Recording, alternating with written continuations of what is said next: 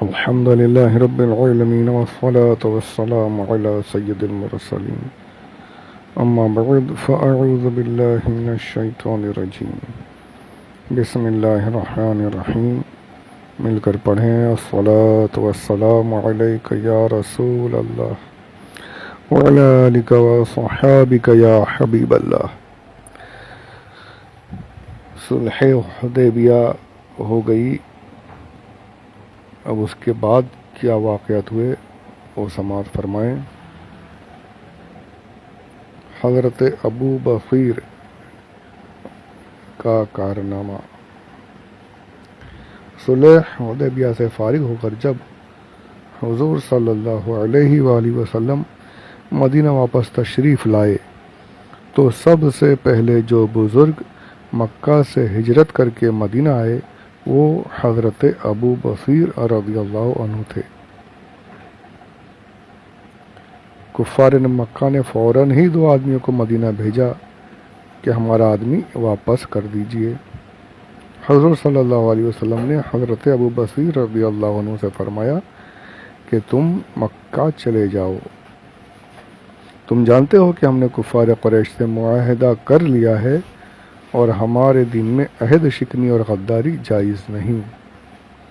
حضرت ابو بصیر رضی اللہ عنہ نے عرض کیا کہ یا رسول اللہ، کیا آپ مجھ کو کافروں کے حوالے فرمائیں گے تاکہ وہ مجھ کو کفر پر مجبور کریں؟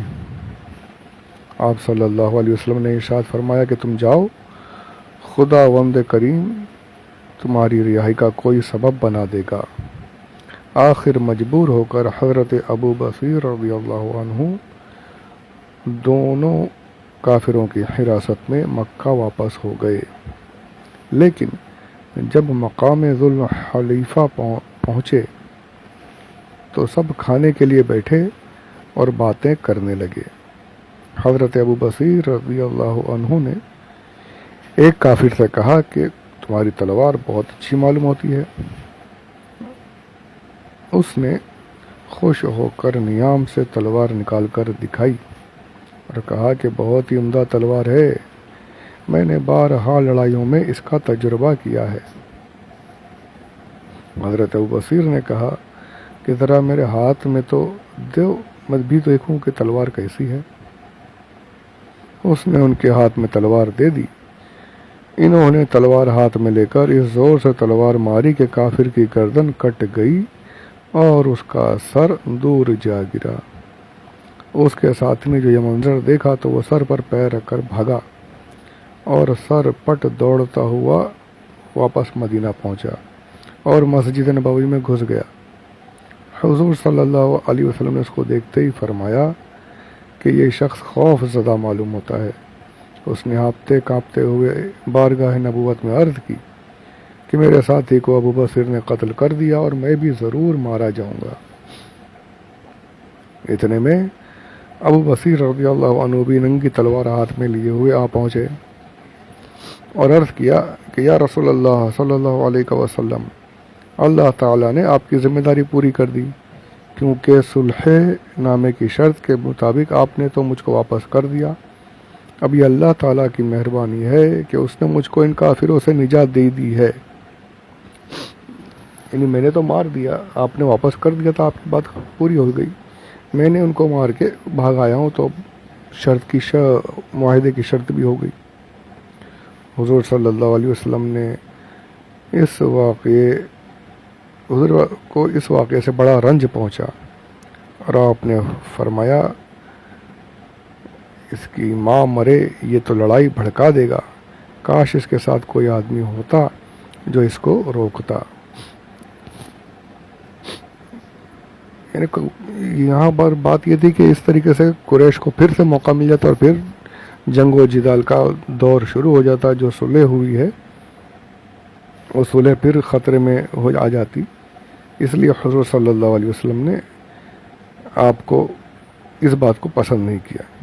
حضرت ابو بصیر رضی اللہ عنہ اس جملے سے سمجھ گئے کہ میں پھر سے کافروں کی طرف لوٹا دیا جاؤں گا، اس لیے وہ وہاں سے چپکے سے چلے گئے اور ساحل سمندر کے قریب مقام عیس میں یا مقام عیس میں جا کر ٹھہرے۔ یہ مدینہ شریف بھی نہیں رکے، مکہ شریف تو جانے کا سوال ہی نہیں تھا، وہاں سے بھاگ کر دوسرے ہی ایک مقام پر جا کر رک گئے۔ ادھر مکہ سے حضرت ابو جندل، جن کے بارے میں آپ نے ابھی صلح حدیبیہ میں سنا تھا، یہ بھی اپنی زنجیریں کاٹ کر بھاگے، اور وہ بھی، ان کو بھی خبر پہنچ گئی تھی کہ ابو بصیر اس جگہ پر ٹھہر گئے، وہ بھی وہیں پر پہنچ گئے ان کے پاس، دونوں ساتھ میں ہو گئے۔ دھیرے دھیرے مکہ کے دوسرے مظلوم مسلمانوں کو بھی معلومات ہو گئی کہ مدینہ شریف جائیں گے تو یہ حضور عہد شکنی کریں گے نہیں، اور مکہ واپس لوٹا دیے جائیں گے، اور یہاں پر یہ دونوں صاحبان اس مقام عیس میں چھپے ہوئے ہیں، تو بہتر یہی ہے کہ ہم بھی سیدھا یہاں سے بھاگ کر ان کے پاس ہی پہنچ جائیں۔ تو یہی ہوا۔ دھیرے دھیرے جو بھی مسلمان مکہ سے موقع پاتا تو کفار کی قید سے نکل کر یہیں پناہ لینی شروع کر دی، تمام جو بھاگتے وہ انہی کے پاس آ جاتے۔ اب یہ ہو گئے زیادہ، تو اب کیا ہوا، یہاں تک کہ اس جنگل میں 70 آدمیوں کی جماعت جمع ہو گئی۔ سبحان اللہ، دھیرے دھیرے وہاں پر 70 مسلمان ایک ساتھ الگ ہی جمع ہو گئے، نہ وہ مدینہ شریف میں تھے نہ مکہ میں، الگ اپنی جگہ پر تھے، تو عہد شکنی بھی نہیں ہو رہی تھی، صلح بھی اپنی جگہ قائم، اور یہ بھی بھاگتے جا رہے تھے۔ اب انہوں نے جمع ہو کر کیا کیا، کفار قریش کے تجارتی قافلوں کا یہی راستہ تھا، جو قافلہ بھی آمد و رفت میں یہاں سے گزرتا یہ لوگ اس کو لوٹ لیتے،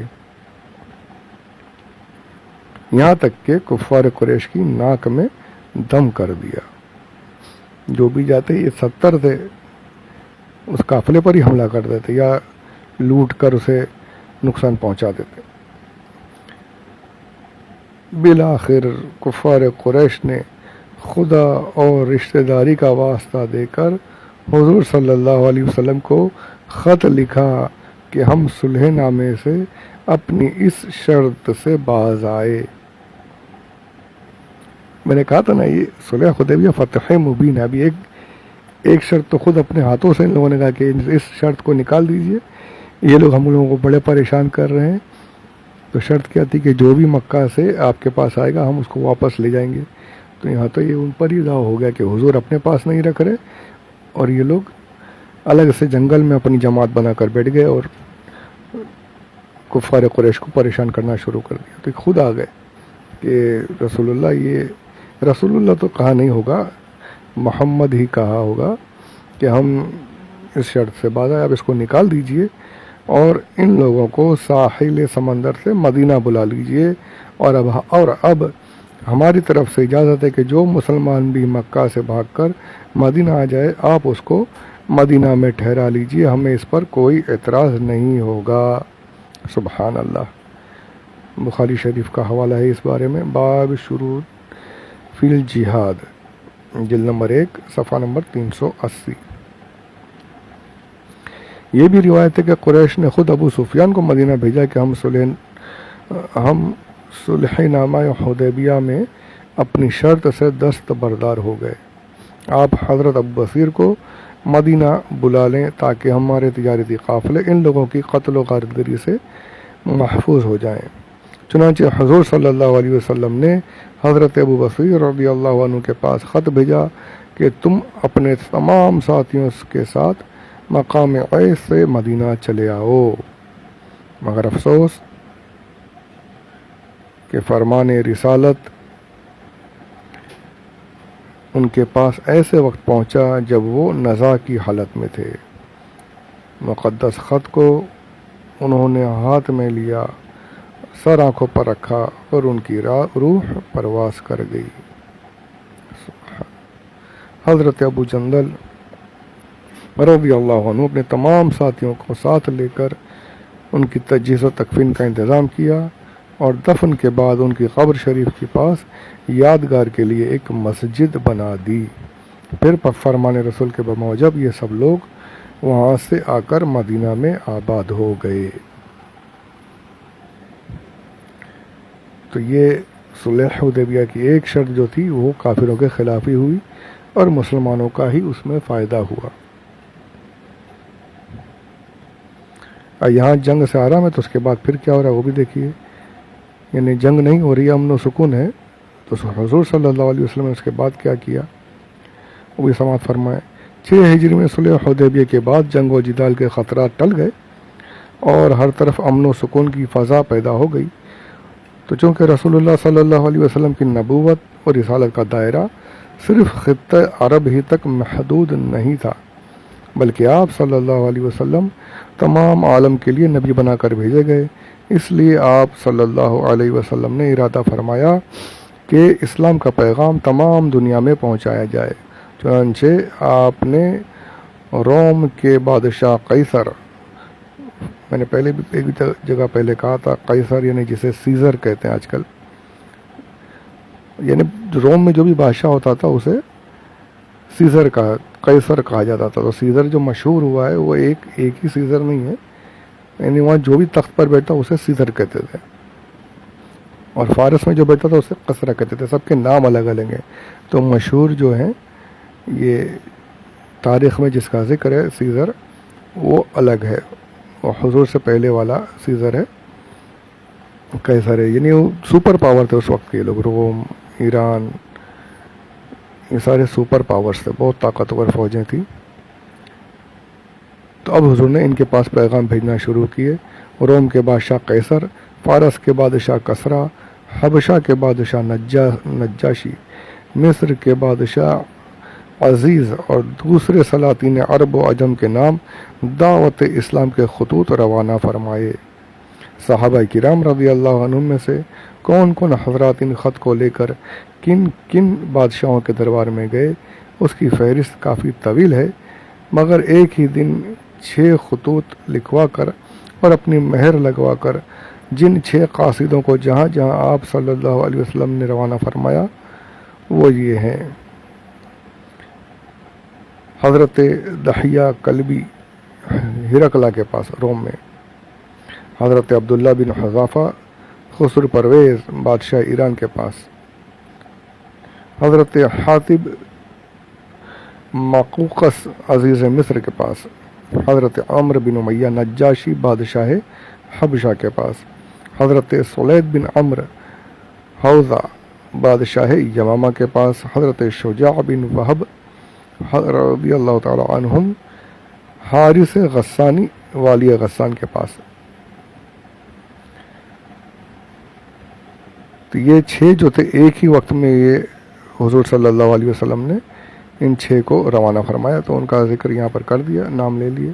اب ہوا کیا وہ بھی دیکھتے جائیں۔ حضرت دحیہ کلبی رضی اللہ عنہ حضور کا مقدس خط لے کر بصرہ تشریف لے گئے اور وہاں قیصر روم کے گورنر شام حارث غسانی کو دیا۔ اس نے اس نامہ مبارک کو بیت المقدس بھیج دیا، کیونکہ قیصر روم ہرقلہ ان دنوں بیت المقدس کی دورے پر آیا ہوا تھا۔ قیصر کو جب یہ مبارک خط ملا تو اس نے حکم دیا کہ قریش کا کوئی آدمی ملے تو اس کو ہمارے دربار میں حاضر کرو۔ قیصر کے حکام نے تلاش کیا تو اتفاق سے ابو سفیان اور عرب کے کچھ لوگ دوسرے تاجر مل گئے۔ یہ سب لوگ قیصر کے دربار میں لائے گئے۔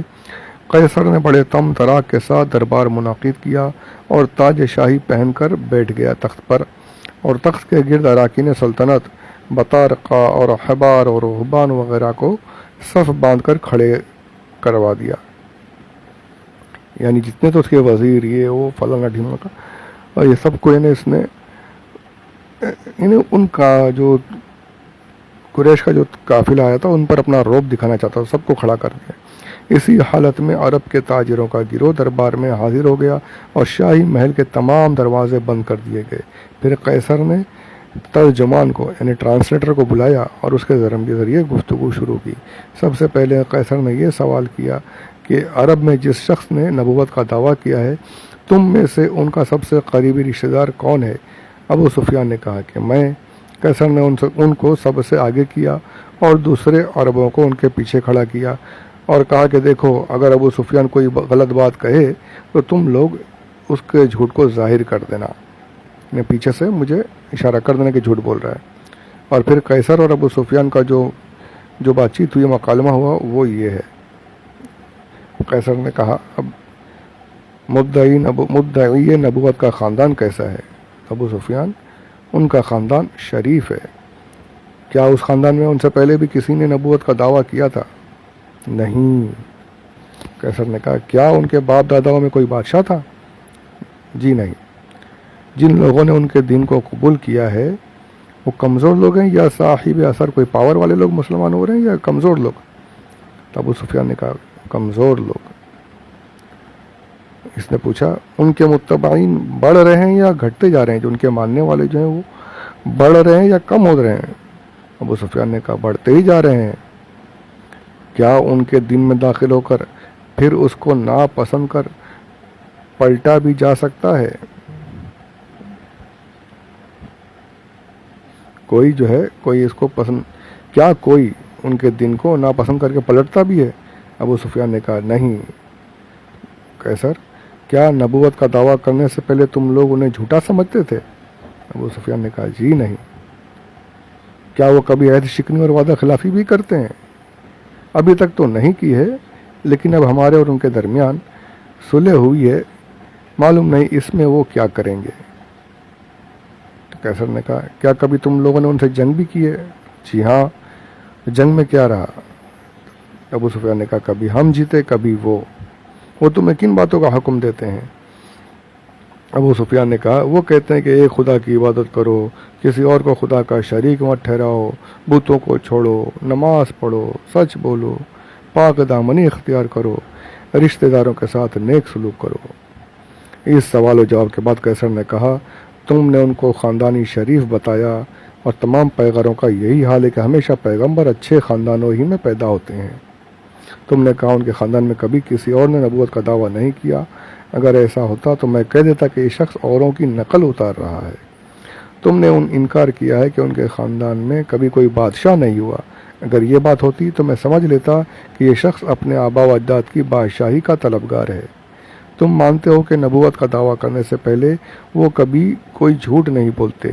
جو شخص انسانوں سے جھوٹ نہیں بولتا بھلا وہ خدا پر کیوں کر جھوٹ بول سکتا ہے؟ تم کہتے ہو کہ وہ کمزور لوگوں نے ان کے دین کو قبول کیا ہے، تو سن لو ہمیشہ شروع میں پیغمبروں کے متبعین ان کے ماننے والے مفلس اور کمزور ہی لوگ ہوتے رہے ہیں۔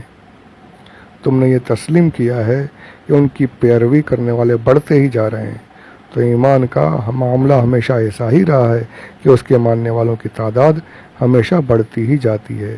تم کو یہ تسلیم ہے کہ کوئی ان کے دین سے پھر کر مرتد نہیں ہو رہا ہے، تو تمہیں معلوم ہونا چاہیے کہ ایمان کی شان ایسی ہوا کرتی ہے کہ جب اس کی لذت کسی کے دل میں گھر کر لیتی ہے تو پھر وہ کبھی نکل نہیں سکتی۔ تمہیں اس کا اعتراف ہے کہ انہوں نے کبھی کوئی غداری اور بد عہدی نہیں کی ہے، تو رسولوں کا یہی حال ہوتا ہے کہ وہ کبھی کوئی دغا فریب کا کام کرتے ہی نہیں۔ تم نے ہمیں بتایا کہ وہ خدا واحد کی عبادت، شرک سے پرہیز، بت پرستی سے ممانعت، پاک دامنی، صلہ رحمی کا حکم دیتے ہیں، تو سن لو کہ تم نے جو کچھ کہا اگر یہ صحیح ہے تو وہ ان قریب اس جگہ کے مالک ہو جائیں گے جہاں اس وقت میرے قدم ہیں، اور میں جانتا ہوں کہ ایک رسول کا ظہور ہونے والا ہے، مگر میرا یہ گمان نہیں تھا کہ وہ رسول تم عربوں میں سے ہوگا۔ اگر میں یہ جان لیتا کہ میں ان کی بارگاہ میں پہنچ سکوں گا تو میں تکلیف اٹھا کر وہاں تک پہنچتا، اور اگر میں ان کے پاس ہوتا تو میں ان کا پاؤں دھوتا۔ قیصر نے اپنی اس تحریر کے بعد حکم دیا کہ رسول اللہ صلی اللہ علیہ وسلم کا خط پڑھ کر سنایا جائے۔ خط پڑھ کر سنایا گیا، جس کا ترجمہ اللہ کے نام سے شروع کرتا ہوں جو بڑا مہربان اور نہایت رحم والا۔ اللہ کے بندے اور رسول محمد کی طرف سے یہ خط ہرقل کے نام ہے جو روم کا بادشاہ ہے۔ اس شخص پر سلامتی ہو جو ہدایت کا پیرو ہے۔ اس کے بعد میں تم کو اسلام کی دعوت دیتا ہوں، تم مسلمان ہو جا تو سلامت رہو گے، خدا تم کو دگنا ثواب دے گا، اور اگر تم نے روگردانی کی تو تیری تمام رعایا کا گناہ بھی تجھ پر ہوگا۔ اے اہل کتاب، ایک ایسی بات کی طرف آؤ جو ہمارے اور تمہارے درمیان یکساں ہے، اور وہ یہ ہے کہ ہم خدا کے سوا کسی کی عبادت نہ کریں، اور ہم میں سے بعض لوگ دوسرے بعض لوگوں کو خدا نہ بنائیں، اگر تم نہیں مانتے تو گواہ ہو جاؤ کہ ہم مسلمان ہیں۔ قیصر نے ابو سفیان سے جو یہ گفتگو کی اس سے اس کے درباری پہلے ہی انتہائی برہم اور بیزار ہو چکے تھے۔ اب یہ خط سنا۔ پھر جب قیصر نے ان لوگوں سے یہ کہا کہ جماعت روم، اگر تم اپنی فلاح اور اپنی بادشاہی کی بقا چاہتے ہو تو اس نبی کی بیعت کر لو۔ اب تو درباریوں میں اس قدر ناراضگی اور بیزاری پھیل گئی کہ وہ لوگ جنگلی گدھوں کی طرح بدک بدک کر دربار سے دروازوں کی طرف بھاگنے لگے۔ یعنی دھرم چھوڑنے بول رہا ہے، مذہب بدلنے بول رہا ہے، کیسا بادشاہ ہے، بھاگو نکلو یہاں سے۔ مگر چونکہ تمام دروازے پہلے سے بند کروا لیے تھے اس نے، اس لیے وہ لوگ باہر نہ نکل سکے۔ جب قیصر نے اپنی درباریوں کی نفرت کا یہ حال دیکھا تو وہ ان لوگوں کے ایمان لانے سے مایوس ہو گیا اور اس نے کہا ان درباریوں کو بلاؤ۔ جب سب آ گئے تو قیصر نے کہا ابھی میں نے تمہارے سامنے جو کچھ کہا ہے اس سے میرا مقصد تمہارے دین کی پختگی کا امتحان لینا تھا۔ میں نے دیکھ لیا کہ تم لوگ اپنے دیوان میں بہت پکے ہو۔ یہ سن کر تمام درباری قیصر کے سامنے سجدے میں گر پڑے اور ابو سفیان وغیرہ کو دربار سے نکال دیا گیا اور دربار برخاست ہو گیا۔ چلتے وقت ابو سفیان نے اپنے ساتھیوں سے کہا اب تو محمد جو ہیں ان کا معاملہ بہت بڑھ گیا ہے، دیکھ لو رومیوں کا بادشاہ بھی ان سے ڈر رہا ہے۔ یہ حال روم کے دربار میں ہوا۔ قیصر چونکہ تورات و انجیل کا ماہر اور علم نجوم سے واقف تھا، اس لیے وہ نبی آخر زماں کے ظہور سے باخبر تھا اور ابو سفیان کی زبان سے حالات سن کر اس کے دل میں ہدایت کا چراغ روشن ہو گیا، مگر سلطنت کے لالچ کی آندھیوں نے اس چراغ ہدایت کو بجھا دیا اور وہ اسلام کی دولت سے محروم رہ گیا۔ کافی طویل ہو گیا آج کا آڈیو، اس کے بعد انشاءاللہ آئندہ سماعت فرمائیں گے۔ کل کا بھروسہ کسے ہے، آئندہ سماعت فرمائیں گے انشاءاللہ۔ وما علینا الا البلاغ المبین۔